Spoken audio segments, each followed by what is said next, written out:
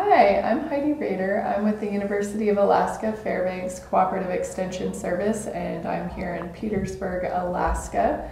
We're at the 2023 Southeast Alaska Farmers Summit, and I'm going to be talking with Lori Adams about her garden, down-to-earth garden in Sitka, Alaska. So Lori, why did you decide to start a farm and, well, large garden? Well, I grew up in Oregon on a farm, and so farming was in my blood, and I wanted to marry a farmer, and I married a farmer, and he sold his equipment, and we bought a boat and headed to Alaska on a grand adventure, and ended up in Sitka and settled there, and I started doing a little bit of gardening, and it just came naturally. And then when the Health Summit decided to have a farmer's market, something just clicked in me, and I was like, I got to be a part of that. And so I started growing to sell to people. What do you grow on your farm, and who do you sell to? I grow mainly things that do well in Southeast Alaska. So it'd be like all your brassicas, carrots, rhubarb, lettuce, spinach, some zucchini under the eaves of the roof kind of, and peas and potatoes, apples, berries, anything that doesn't take a lot of heat and does well outside with a considerable amount of rain. What do you grow and who do you sell to? Okay, so I started out selling U-pick and going to the farmers markets, and then after, I don't know, about 10 years or so, I changed to a CSA model, and so now I have 15 families that come once a week for a share, and then I also supply a restaurant and a food truck, and then our charter boat with extended trips, and our family. And so are you using high tunnels or low tunnels or any kind of plastic on your farm? There's no plastic unless you call row cover the remake cloth. I guess that's technically a plastic. But there's no high tunnels or anything like that. It's all outside. I have a little tiny sunroom that's attached to the house where I start my seedlings, and they were all stacked on shelves.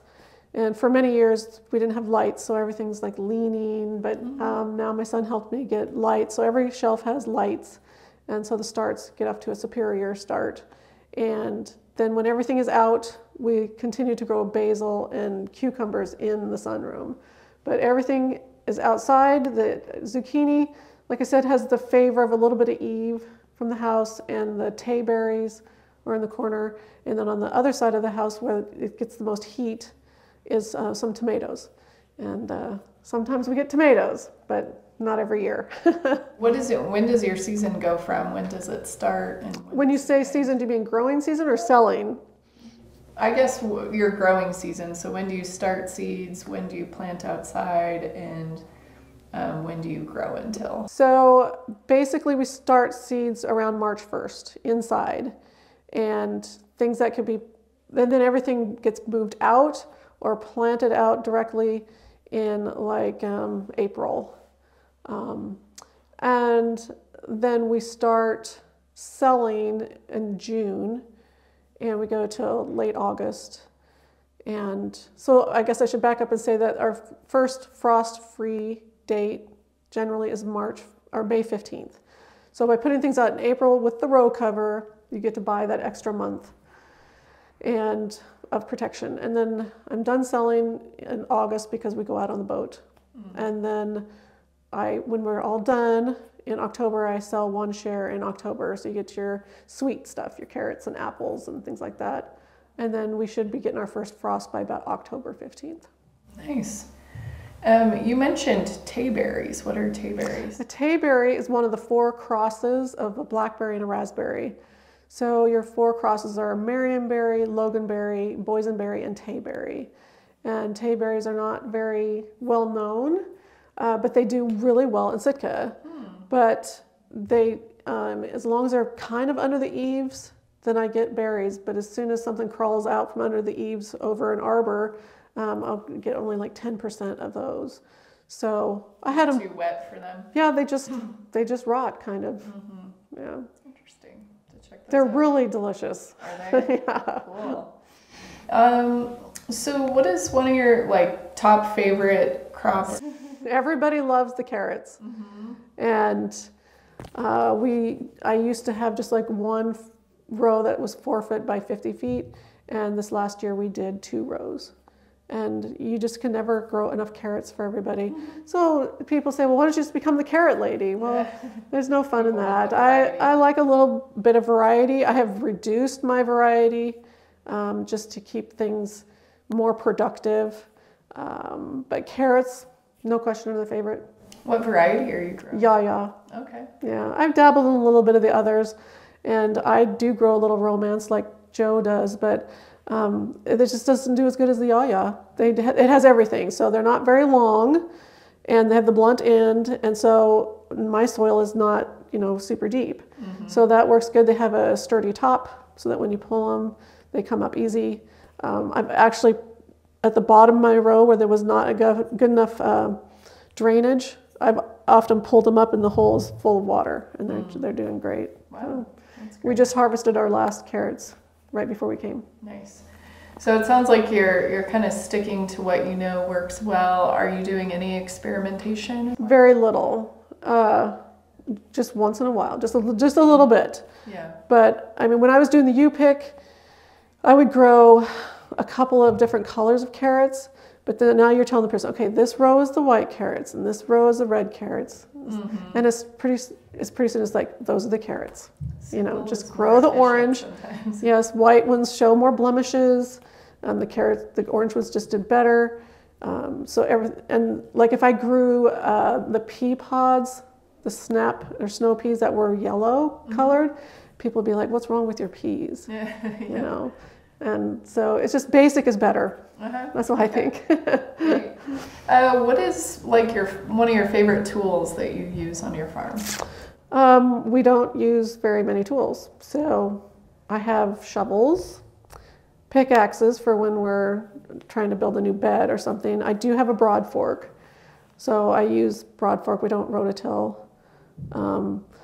Frankly, I like to build. So the tool I use every day is my cordless drill, or what do you call it? Impact driver. Are you using raised beds?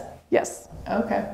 Yeah. And how long are those? Or how big are those? There's like all different sizes depending where they're at, but it comes out roughly to a 4 foot by 50 foot row. Oh, wow. So some are shorter. Built with wood. Well, here's the thing. I have ducks to keep the slugs down. And so as I was getting ducks and then the bed started to evolve, if you have a raised bed, they're always worrying the sides and flattening out. But I don't like solid sides because then it harbors slugs and molds and things. So I come up with like chicken wire with rebar and a 2x4 across the top so you can lean on it. And then you have ends that open up and close. But that's just a pain because wire rusts and dirt starts filtering through it.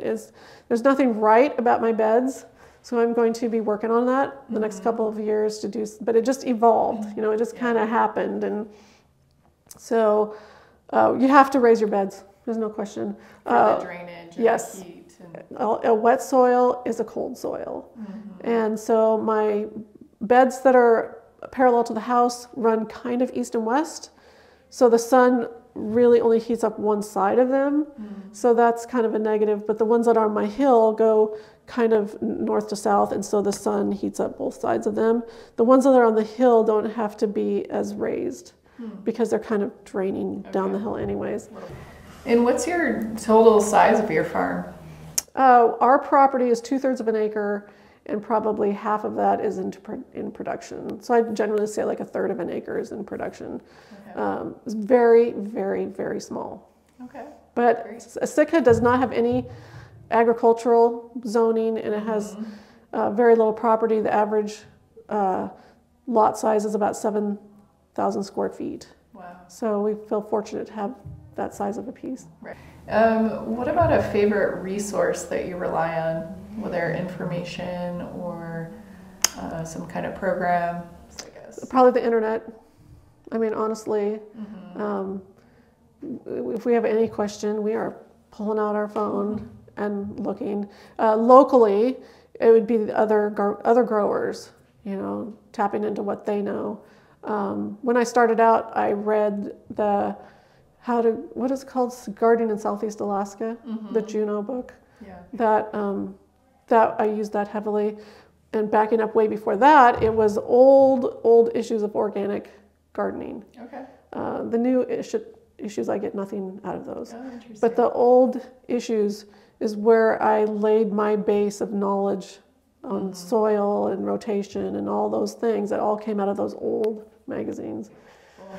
And it sounds like you're a great resource too. You've written a book, Gardening in Sitka. I tried to really be in education mode. I tried every time I knew anything. It was like, come on out and see what we're doing, and trying to help other people to grow things, because it's such a specific environment where we have a lot of daylight, but hardly any sun because it rains all the time, and we get a lot of rain, and then we're maritime, and yet we're forest, and it's just, we do not fit in any zone. Right. And so I leaned on those resources for the basics, and then I leaned on your locals for local knowledge, and then I started doing my own, so that with experimentation and how would you say, with experience, then we got to be more and more successful. So then I offered to write a newspaper column weekly about everything I know about growing broccoli and everything I know about growing carrots. And so then when I was pretty much done doing that, I compiled it into a book. Is there any piece of advice you'd give to somebody who would like to start a farm in Southeast Alaska? Well, it's more than just one thing. Honestly, not to be self-promoting, but I would say you need to buy my book because the first couple of chapters are like how to pick out your site and how to handle information from other gardeners, because they're all different, and what to do about all the rain and what few crops can I start with, to get started. And honestly, it just saves you so much time and headache. You just get the book. Where can you buy the book? Well, you can contact me, and I sell them, and the local bookstore sells them, and that's pretty much it. Okay. So what keeps you inspired to keep on growing food in your community? Well, it's just inside me. In the winter, you look outside and it's just cold and miserable, and you think, oh, I don't know, can I do it again? And then something happens, and something triggers inside me in about March. It's like, it just wells up inside me, the enthusiasm. And my son moved back and works for me now. So I have this other bit of enthusiasm, and he's really into helping me with research. And so, but just to grow food, I mean, it's something that I was designed to do. So that's my main inspiration. And then I've been successful to a degree. We say 2 steps forward, 1 step back. Make a lot of mistakes, and have a lot of stepping backward. But there's just enough success that there's just nothing I'd rather do. I think I always try to bloom where I'm planted, and I'm planted in Sitka, so that's where I bloom. Is there anything else you'd like to add? I just think everybody should try to grow something. Even if it's just a little bit, because we are a food desert and we have so much protein, and but just it's so difficult. But everybody could try to do something, and I encourage people to get a hold of me. Come on out, look what I'm doing. I give free consultations. I'll come out to your place and tell you what I think and what I think you could do. And I don't hold anything back. There's no secrets in my operation. Sometimes, you have secrets, what do you call it, proprietary information or whatever. With me, there's no secrets. I will tell you anything because we all need to grow something. I barely scratched the surface of supplying Sitka. So. Well, that's amazing, and that's great. You're providing a real service in your community. I hope so. Maybe I'll leave a little something. There won't be much money in my pocket, but hopefully I will have spread some love in it and shared some information. Very cool. Well, thank you so much for sharing that. Thank you.